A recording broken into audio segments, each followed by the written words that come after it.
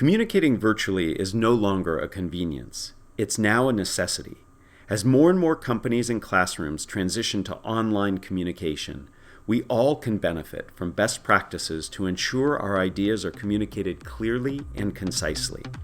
My name is Matt Abrahams, and I teach strategic communication at Stanford Graduate School of Business. And welcome to a Quick Thinks episode of Think Fast, Talk Smart, the podcast. I believe there are four main areas to explore as we strive to be more effective and engaging online communicators. So let's get started. The first has to do with what I call virtual presenting hygiene. This has to do with how you've set up your environment and tools. First and foremost, it's important to have a place that is quiet and has a neutral background. Be thoughtful of the lighting that you have. You can invest in professional lighting for video or photography. You want to make sure that you have a camera that is good quality. You might want to purchase an additional mic or a headset that has a microphone in it. When possible, you want your camera to be at your head level. When we communicate to people, we're used to looking them straight on. So you might need to raise your camera. You can do this by simply stacking a bunch of books, or you can actually buy a professional stand. You can always do a recording to make sure that it looks and sounds the way you like. Most of the online tools that we use, Zoom, WebEx, Skype, Google Hangouts, they all have a record feature. Once you have your virtual hygiene established, you want to next focus on presence.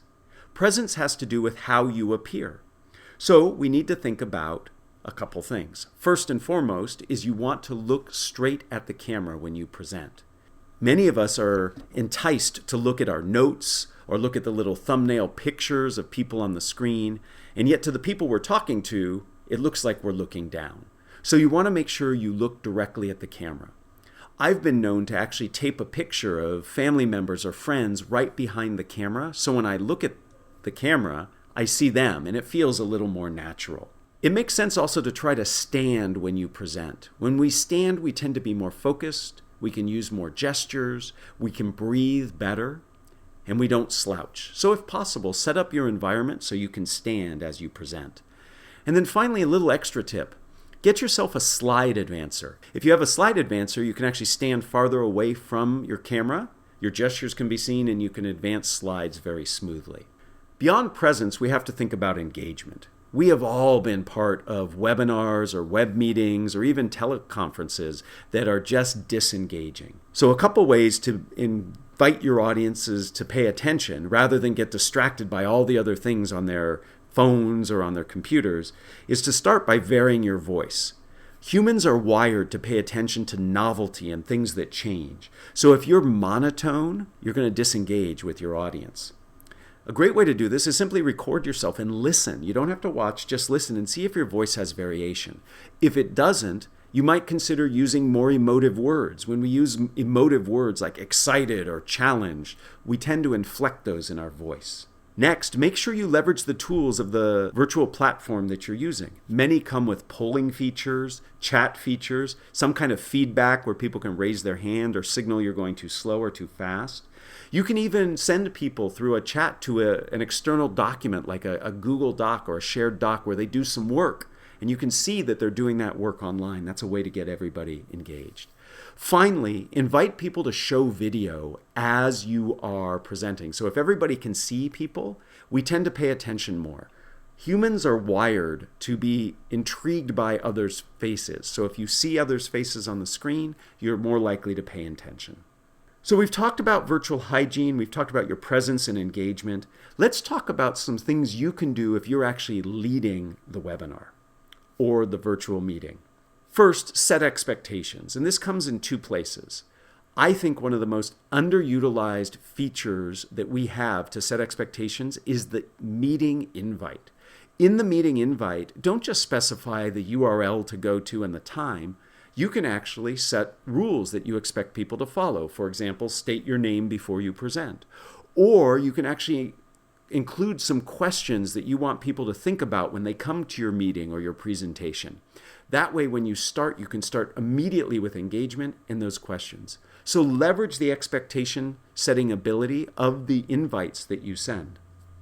Second, when in the midst of your virtual communication, you want to solicit input or start dialogue with the people involved, set some boundaries, set some expectations. And you need to do this more narrowly to avoid people over-speaking each other. When using technology, there are some built-in delays, and we need to make sure that we don't have people overstepping each other. And one way to do that is to set boundaries or expectations that are more narrow than you would if you were in person. So in person, I might say, I'd now like to hear your thoughts on the implementation plan I just discussed. But when you're virtual, you might say, now I'd like to hear questions about the cost of the implementation plan. And after those come in, you then say, I'd now like to talk about the implementation timeline. And as those issues come in, you can address them. So by taking narrower sets of input or questions, you actually have fewer people over speaking. So managing those expectations are important as well. Finally, when it comes to leading a meeting, we know from research that human attention tends to dwindle after 8 to 10 minutes. So you want to make sure that you quickly change things up. Maybe you change speakers. Maybe you show a short video clip. Maybe you take a poll or go into dialogue Q&A mode. But be sure every 8 to 10 minutes that you're changing things up to reinvigorate people's attention. So I hope you're taking away from this Quick Thinks episode of Think Fast, Talk Smart specific things you can do to be a better online communicator. It has to do with your virtual hygiene, your presence, your engagement, and how you actually lead when you're virtually communicating. Thanks for joining us for another episode of Think Fast, Talk Smart, the podcast. Produced by Stanford University's Graduate School of Business. For more information and episodes, visit gsb.stanford.edu or subscribe to our show wherever you get your podcasts.